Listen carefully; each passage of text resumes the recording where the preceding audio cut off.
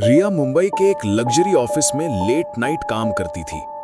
एक रात जब वो घर जाने के लिए लिफ्ट में घुसी, लिफ्ट अचानक उस फ्लोर पर रुक गई जो ऑफिशियली एग्जिस्ट ही नहीं करता था। 13th floor. दरवाजा खुला और सामने एक पुराना सुनसान कॉरिडोर था। न कोई स्टाफ, न कोई लाइट्स, सिर्फ गहरा अंधेरा।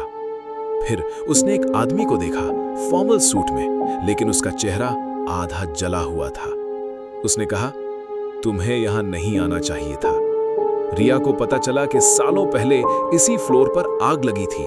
27 एम्प्लॉइज अंदर फंसकर मर गए थे और कंपनी ने इस फ्लोर को मैप से ही मिटा दिया। लेकिन उनकी रूहें अब भी वहां मौजूद थी। वो बदला नहीं, सिर्फ इतना चाहती थी कि दुनिया उन्हें भूल ना जाए। आखिर 13th फ्लोर का असली राज क्या था? पूरी हॉरर और सस्पेंस स्टोरी देखने के लिए डिस्क्रिप्शन में लिंक पर क्लिक करो और ऐसी ही खौफनाक कहानियों के लिए स्टोरी वॉल्ट को लाइक, शेयर और सब्सक्राइब करो। कमेंट्स में जरूर बताना, क्या तुम कभी 13th फ्लोर वाली लिफ्ट में जाने की हिम्मत करोगे?